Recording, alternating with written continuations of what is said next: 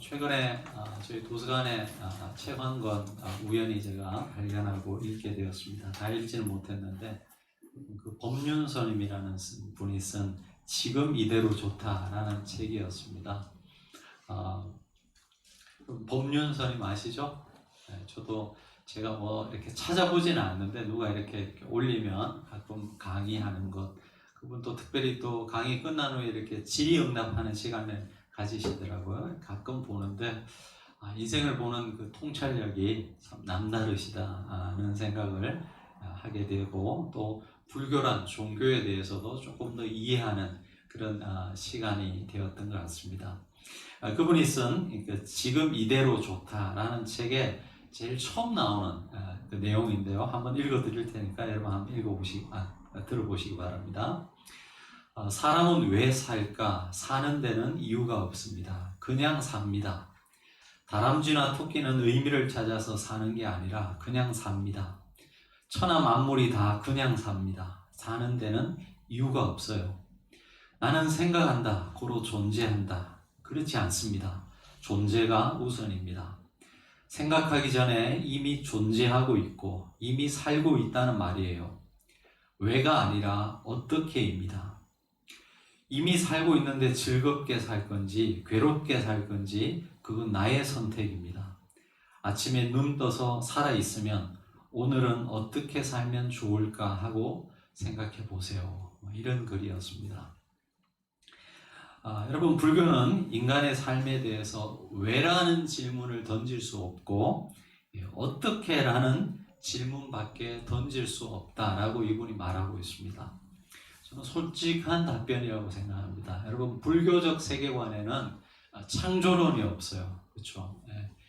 끊임없이 윤회라는 과정을 통해서 처음과 끝이 없는 이 삶이 끊임없이 반복되는 삶이기 때문에 처음도 없고 끝이 없습니다. 순환의 연속이기 때문에 우리 삶의 존재 이유, 왜라는 질문을 우리 삶에 던질 수 없다는 것이죠.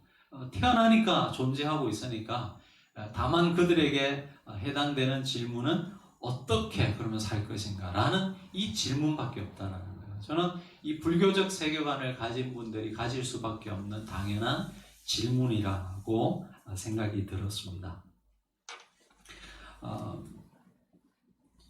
에베소 장로들과 작별 인사를 한 바울과 그 일행은 이제 예루살렘을 향해 가게 됩니다. 배 타고 이제 지중해를 건너서 두로라는 지금의 이 이스라엘 북쪽에 있는 레바논에 있는 항구 도시였습니다. 두로로 가게 됩니다. 거기에서 이제 일주일을 머물게 되는데요. 거기에서 이제 예수님을 믿는 제자들을 만나서 보내게 됩니다. 근데 그 제자들이 성령의 감동을 받아서 이렇게 이야기하는 것이었습니다. 우리 4절의 말씀을 제가 한번 읽어드리겠습니다. 제자들을 찾아 거기서 이래를 머물더니 그 제자들이 성령의 감동으로 바울더러 예루살렘에 들어가지 말라 하더라. 그 제자들이 성령에 감동되어서 이 바울에게 하는 말이 예루살렘에 가지 말라는 거예요. 자, 그렇게 나서 두로를 떠나게 됩니다. 그리고 나서 바울 일행은 두로에서 배를 타고 남쪽으로 이제 항해를 해서 돌레마이라는 곳에 가게 됩니다. 지금의 이 이스라엘 땅의 이 아코라는 도시거든요. 이 해변 도시입니다. 두로에서 조금 밑으로 내려오면 이 돌레마이라는 도시가 있었습니다. 거기에서 다시 이제 배를 타고 가이사랴라는 곳으로 내려옵니다. 거기서 이제 조금만 더 내려오면 가이사랴라는 도시인데요. 지금도 가보면 그 옛날 가이사랴 도시가 남아 있습니다.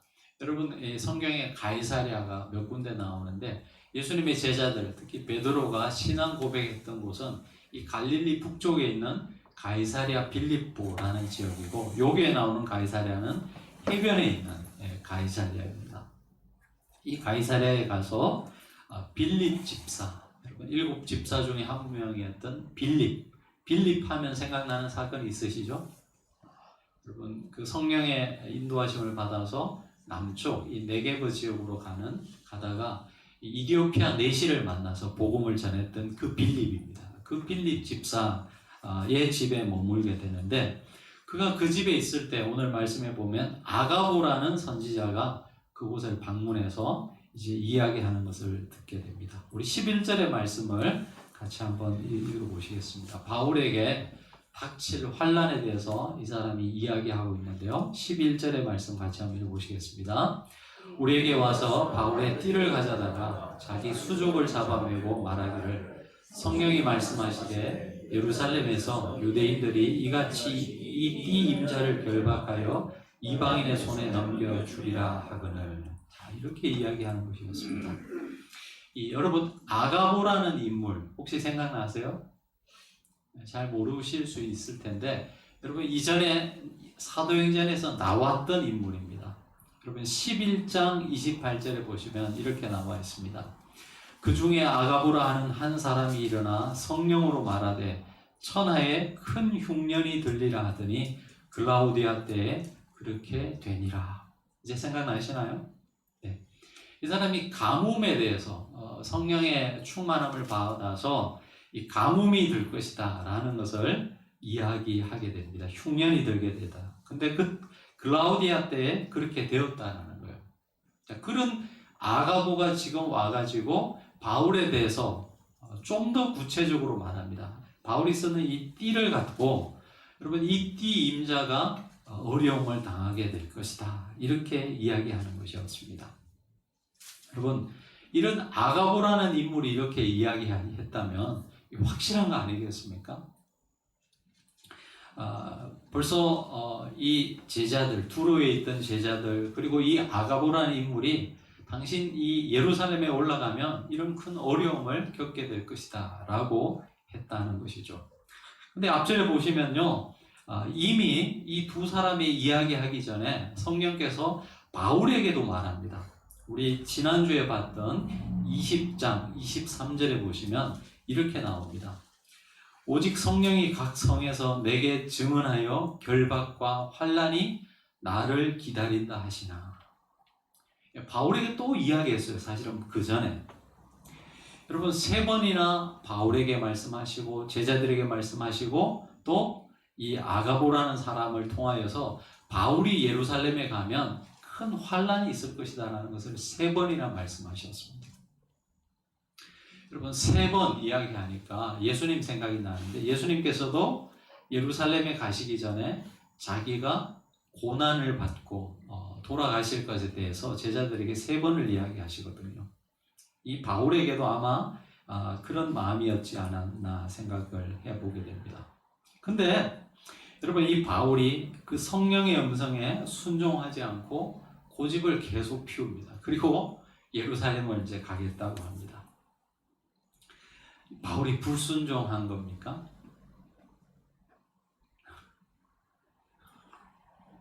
여러분 근데 본문을 자세히 보시면요, 성령께서 예루살렘에 가면 환난과 결박이 기다린다고 한 것은 분명한 사실입니다.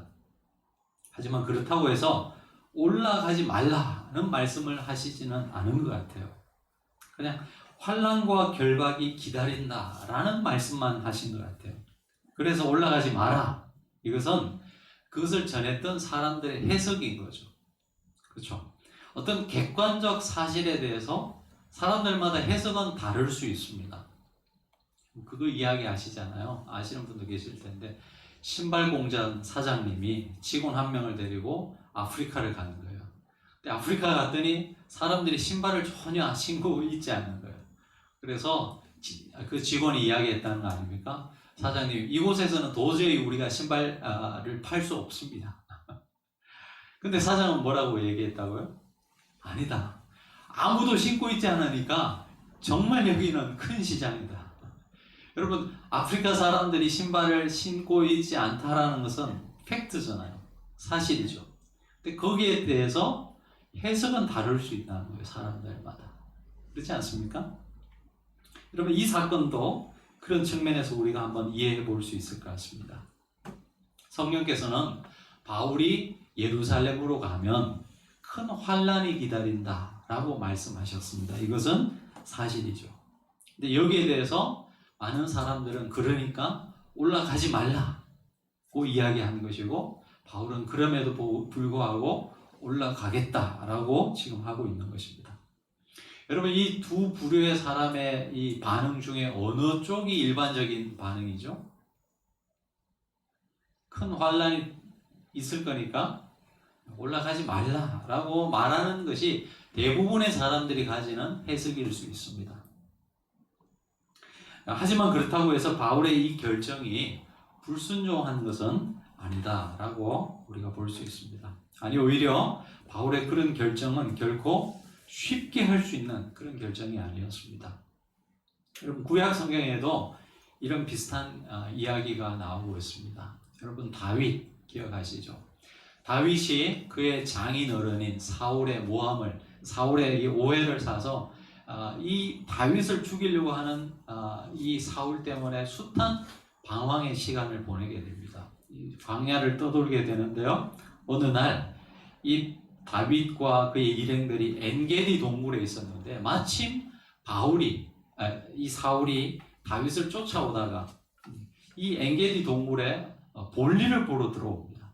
캄캄하니까 아무도 없는 줄 알고 거기서 이제 볼일을 보는데, 그 광경을 본 다윗과 일행이 있었죠.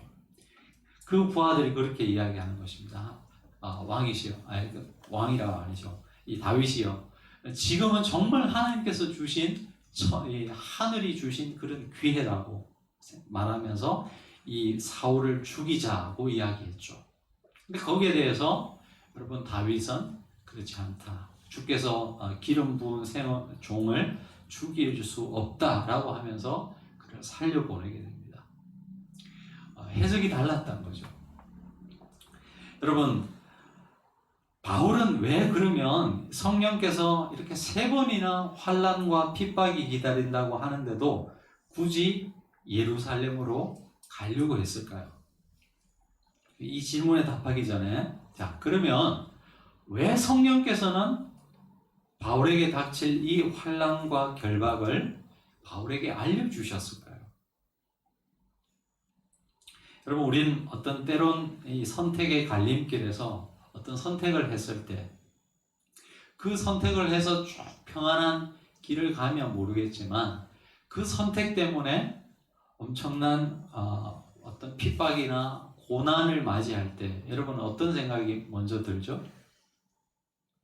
내가 그때 잘못된 선택을 한 것이 아닌가? 그런 생각을 할 때도 있죠. 그렇지 않습니까? 내가 그때 다른 길을 선택했으면 어땠을까? 이런 후회를 하는 그런 경우들이 종종 있습니다.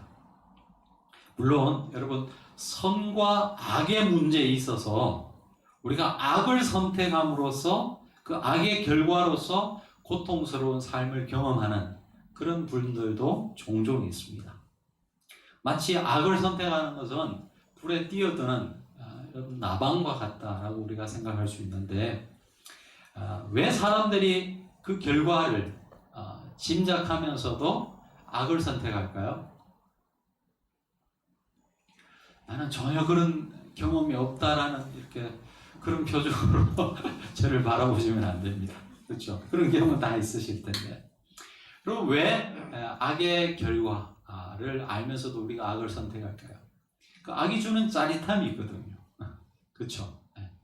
근데 그 짜릿함과는 비교할 수 없는 그 악이 주는 고통을 우리는 종종 경험하게 됩니다.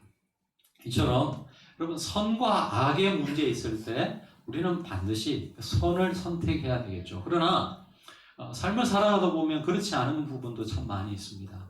어떤 면에서는 가치 중립적인 것들, 그런 것들이 굉장히 많이 있습니다.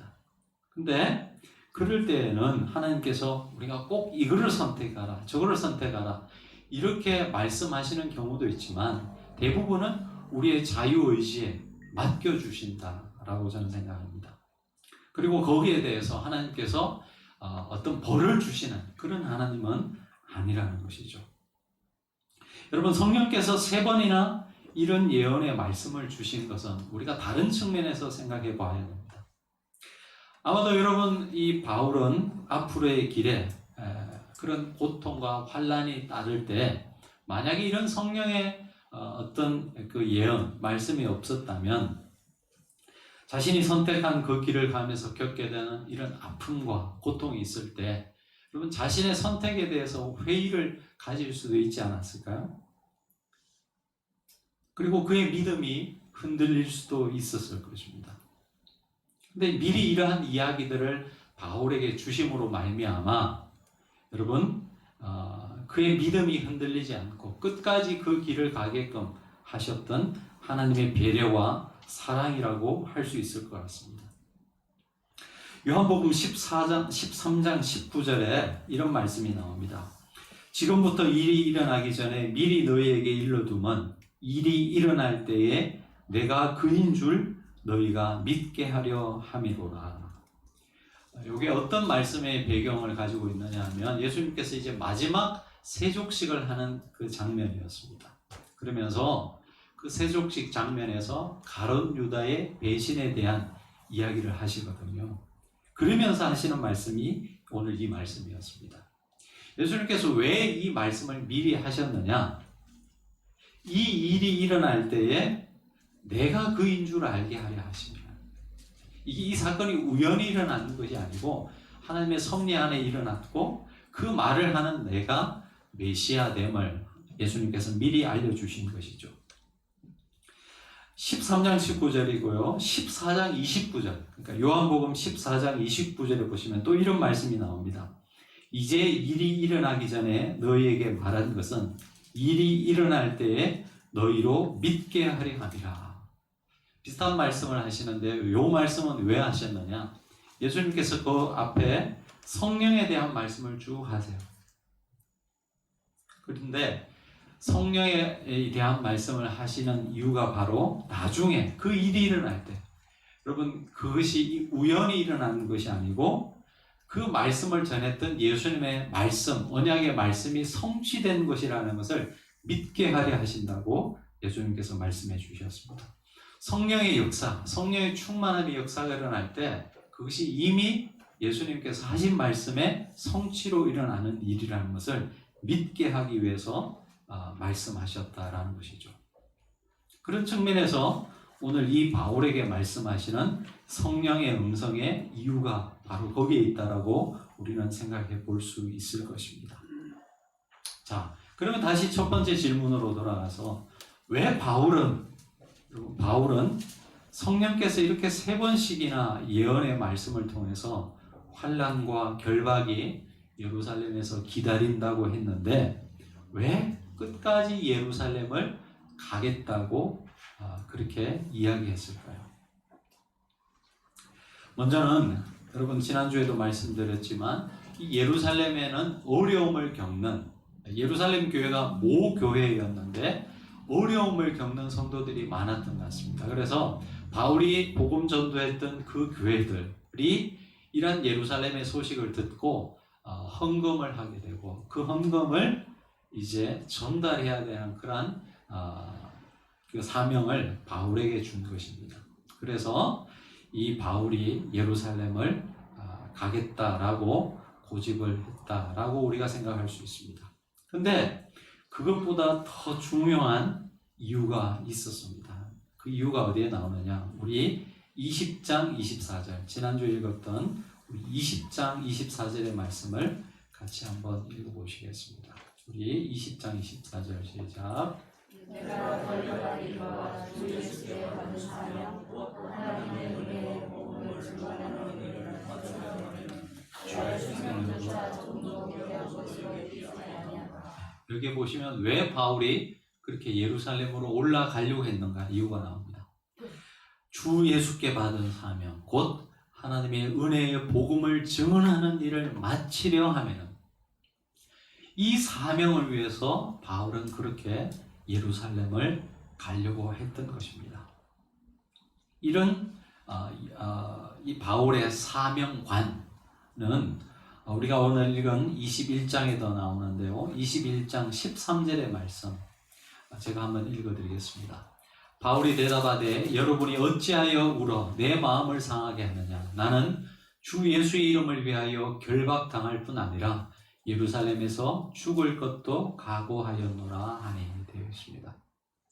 이 본문이요, 여러분 제가 자주 인용하는 이 메시지 성경, 유진 피터슨이 쓴 이 메시지 성경에 이렇게 번역되어 있어요. 예루살렘에서 중요한 문제는 나를 체포하든 죽이든 그들이 나한테 하는 일이 아니라 나의 순종을 통해 주 예수께서 하시는 일입니다. 그것을 모르시겠습니까?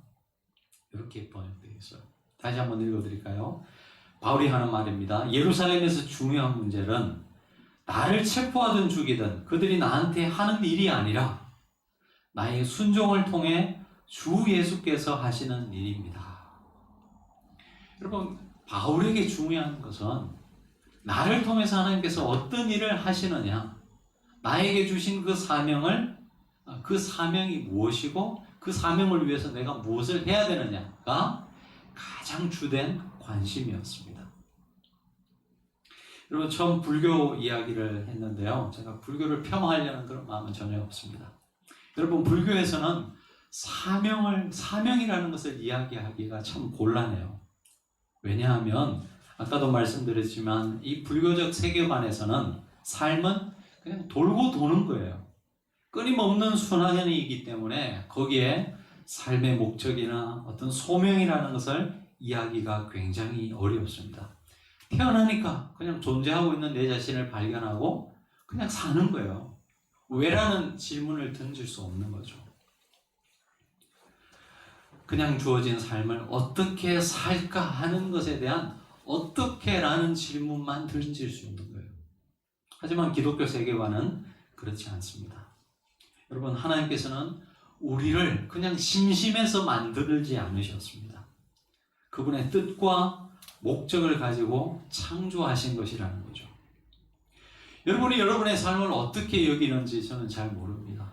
내 삶을 귀하게 여기시는 분들도 있고, 내 삶은 정말 하찮아. 우리는 가진 것도 없고, 우리는 세상적 사람들이 보기에 명예도 없고, 나는 정말 하찮은 삶이다. 이렇게 생각하실지도 모르겠어요. 하지만 여러분, 성경을 통해서 우리의 삶을 바라본다면 여러분, 모두의 삶은 정말 값진 삶이에요. 하찮은 삶이 아무도 없어요. 왜냐? 여러분, 이 천지를 지으신 하나님께서 저와 여러분의 삶을 창조하셨기 때문에 그렇습니다. 여러분이 얼마나 잘 사느냐, 얼마나 많이 배웠느냐, 얼마나 세상적 명예를 가졌느냐와 상관없이 하나님께서 여러분을 창조하셨기 때문에 그 자체로 저와 여러분의 삶은 소중한 것이고, 그리고 우리는 누구나 하나님께서 여러분을 특별한 목적이 있어서 창조하셨기 때문에 우리 모두는 사명을 갖고 태어난 사람들입니다. 사명이 없는 사람은 그런 의미에서 여러분 아무도 없다라는 거예요. 여러분, 바울이 그 숱한 고난과 환난 속에서도 사명의 길을 갈 수 있었던 이유가 무엇이겠습니까? 여러분, 지금 우리가 바울 하면 대단한 사람으로 우리가 여기지만 바울 당시로 돌아가서 바울을 한번 생각해 보시기 바랍니다. 얼마나 많은 사람들이 그를 비우셨을까요? 바리새인으로서 그 권세를 가지고 살았다면 엄청난 부와 그리고 명예를 갖고 부족함 없는 삶을 살았을 텐데, 예수라는 사람을 잘못 믿어가지고 미쳐가지고 저렇게 이상한 짓 한다고 많은 사람들의 손가락질을 받지 않았겠습니까? 그럼에도 불구하고 어떻게 그 사명의 길을 갈 수가 있었겠습니까? 그것은 다른 이유가 아니라 여러분, 이 바울이라는 사람은 그 누구보다도 자기를 향한 하나님의 사랑을 깨달은 사람이기 때문이었습니다. 사명의 길이라는 것은 하나님의 사랑을 깨닫는 사람이 갈 수 있는 것입니다. 지난주에 제가 우리 카톡에 여러분 박누가 선교사님에 대한 영상을 올렸지 않습니까? 여러분 한번 보셨습니까? 네. 여러분, 한동안 이태석 신부님이 굉장히 많은 사람들의 입에서 회자되지 않았나요? 이 남수단에서 선교하다가 신부님이신데요, 선교하셨습니다. 근데 제가 보니까 이분보다 더 대단한 분이에요. 여러분, 항암 치료를 받으면서도 항암 치료를 한국에 와서 끝내고 다시 필리핀 땅에 가서 여러분 그 오지를 돌아다니면서 복수가 찾는데도 진료를 하는 그런 삶을 살다가 이제 하나님의 부르심을 받았습니다. 여러분, 돈 주고 그런 일 하라고 한다고 해서 할 사람이 있겠습니까? 여러분, 그가 어떻게 그런 삶을 살 수 있겠습니까? 사명이 없었다면. 그리고 그 사명이라는 것은 내가 하기 싫지만 입술 깍 깨물고 그렇게 했던 사명이 아니라, 여러분, 그는 기쁨으로 아마도 그 길을 걸어가셨을 거예요. 어떻게 그럴 수 있었겠습니까? 그는 다른 어떤 사람들보다도 하나님의 사랑을 깨달은 사람이었기 때문에 그런 삶을 살아갈 수 있었던 것이죠.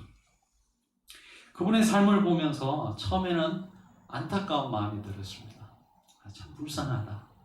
근데요, 조금 생각해 보니까 그렇지 않았어요. 여러분, 정말 그분은 부요한 자였고 복된 자였다라는 생각을 하게 되었습니다. 사명의 사람, 사명의 길이라는 것은 여러분, 우리가 가기 싫은데 억지로 가야 하고 어금니 까 깨물면서 가기 싫은 길을 억지로 가는 그 길이 아닙니다. 하나님의 사랑을 받은 사람, 하나님의 그 사랑을 깨달은 사람이 기꺼이 선택하는 그 길이 바로 사명의 길인 것입니다. 말씀을 맺겠습니다. 여러분, 우리가 바울이나 아까 말씀드린 그런 박누가 선교사님처럼 그런 삶을 살기에는 참 힘들 수도 있을 것입니다. 하지만 지금 우리가 걸어가는 삶의 길이 하나님께서 부르신, 그리고 그분이 보내신 삶의 자리임을 기억하면서 그 삶을 수용하고 우리에게 맡겨주신 걸음걸음을 한 걸음 한 걸음 나아갈 수는 있을 것입니다. 지난주에 여러분, 여성 개그맨 한 분이 세상을 떠났죠. 여러분 들으셨을 겁니다. 많은 사람들이 놀랬던 것이 평상시 굉장히 밝았던 그런 자매였다라고 이야기를 들었습니다. 근데 아무에게도 이야기를 안 했던 거죠. 아무에게도 이야기를 할 수 없었던 것은 아닌지 모르겠습니다. 여러분, 저와 여러분은 하나님께서 복음을 주셨어요. 우리가 가진 이 복음이 하찮은 것이라고, 우리 너무 많이 들어서 식상해 버리진 않았나 모르겠지만, 여러분, 이 복음은 여러분 굉장한 복음입니다.